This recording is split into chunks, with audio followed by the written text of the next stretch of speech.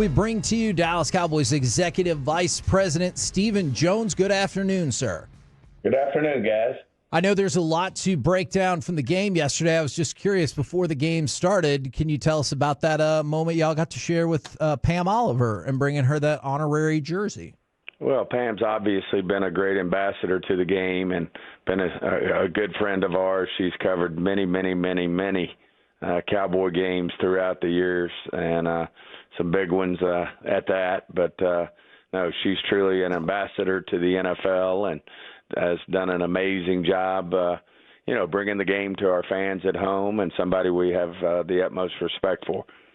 There can be all kinds of information going across. I thought it would be best to get the information from you. Can you tell us any more about what exactly happened with Ezekiel Elliott, and has he been late or absent from some of these meetings? No, it's certainly something that we're addressing, and he has been. It was related to discipline, and that's really all we have to say about it. It was obviously to a level that Coach McCarthy and the organization felt it should be addressed, and Zeke's a great competitor and been one of the great players to come through this door. And I know, going forward, he wants to continue that standard, and certainly we expect that standard. With that in mind, are you surprised at all that it came to this, given how when he was signed, he's a great locker room person? Are you surprised at all that this problem has come up? Sure. You don't ever expect this from your, from players like Zeke, or some of the, like I said, some of the best players to ever, be in a Cowboy uniform. So, but at the same time, no one's perfect, and people make mistakes, and I'm sure Zeke will, get it right going forward. Stephen, how best can you explain the emotion or the mood that this team is in at the moment? I just think it's a big disappointment and certainly frustrations. I mean, we certainly had high expectations for this football team, and we still got a lot of football left to play, but certainly it is getting to a point where we've got to, where we've got to turn it and get the thing headed in the right direction. And but anytime you have high expectations and feel like you've got a team that can compete for a championship, and certainly like we've done for the previous 3 years, and you're not playing to that standard, which I think everybody understands we're not, and then you're certainly disappointed and frustrated. Jerry talked to the team. What was the hope? What was the message he was trying to get across to the players? I think the message is that just what I just said, that everybody, I'm sure, in that locker room is frustrated and disappointed. But at the same time, everybody, if you've been in sports, you've been in business, whatever, in families, you have these moments, and it's how you respond. And if you respond the right way, good things are out there for you. And no one goes through anything in life, like I said, whether it's your family, whether it's your work, whatever it is, that you don't have and meet challenges. And certainly we're at that point with this football team, and we need to respond. And this has been a team that has a locker room that I think has all the right men in it. I think we've got a great coaching staff with skins on the wall who've been through this, and this is certainly a point where we need to respond. We certainly know, as I said, we have 9 games left, but at the same time, if we've got to turn it sooner than later, or we're going to put ourselves behind, an 8 ball that you can't get around. So, we understand the task at hand, and understand that there's going to be criticism, rightfully so, and we have to do something about it internally, and not and know that there's not going to be a lot of help outside the locker room. Well, that actually might have just answered my next question from the external perspective. Got about 28 hours, give or take, till the trade deadline. I know NFL doesn't always have the busiest trade deadline, but would you anticipate any movement from your organization before then? Certainly wouldn't rule it out. I mean, we look at it, in a lot of ways. You look at, one, improving your football team, but two, also, not only improving the football team for this year, but for the future. And we're always looking for that and seeing how it fits in the big picture. And I wouldn't rule that out. Is there any part of you, because I feel like in your position, you have to examine all potential avenues. Is there any part of you that would also take phone calls from the other teams that would be looking to pick up players off of your team, and maybe you go ahead and pick up some extra draft capital for this offseason?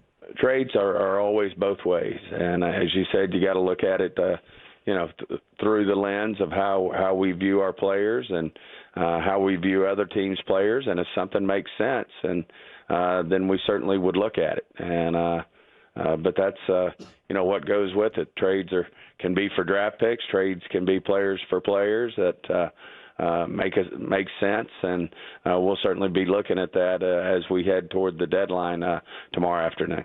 Can you tell us any more, Stephen, about Dak Prescott's injury and what the prospect of him is at the moment, playing further down the road, future here?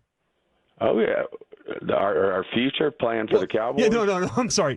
This upcoming week. Yeah, it's a bright one and a long one. No, just kind of this week specifically. Oh well, this week certainly we're going through all the steps of evaluating Dak and. What's involved in his hamstring injury there, and we'll certainly make a solid decision based on what comes back. But certainly we're just in the progress of evaluating it right now and wouldn't be able to comment. Okay, if there was something to happen, is Rush the preferred starter after Dak? We'll cross that decision when the time comes. Certainly I thought Cooper did a great job stepping in yesterday, which he's done before, and really done at a high level. So obviously these guys have a lot of confidence in Cooper, but at the same time we know we got a young quarterback there in Trey that did some good things as the preseason proceeded. But we feel good that we got two good backup quarterbacks there if we need to address that. I don't know if you saw this or not. We talk about the frustration and being in the heat of the battle. It looked like on the TV broadcast in the fourth quarter, Dak Prescott mouthed to one of his teammates, "We effing suck." Does that encapsulate the frustration you feel like a lot of the guys are feeling at the moment?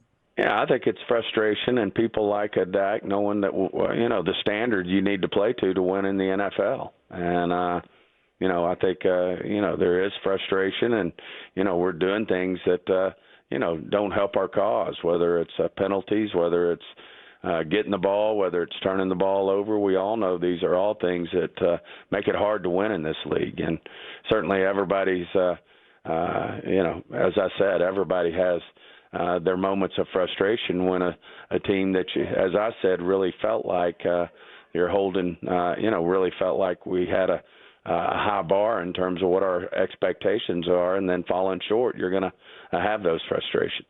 Okay, when it comes to penalties, I was working at the website, the Cowboys website, whenever Bill Parcells was here, and he would say, "I don't coach penalties," and I never really understood that, Stephen. Can you explain that a little bit to me? And how do penalties get taken out of a team? What needs to happen? It's at the end of the day, it's just the consistently working on it and having your focus and your where it needs to be. And certainly the fact that we're not doing well in that category in terms of how an average team does or a really good football team does, then we've got work to do on that. And I'm sure Bill could give you his thought process. My take is on it. I know coaches coach just the opposite, which is they damn sure don't coach penalties. And, the idea is to coach penalties out of the game. And right now we got to, the players got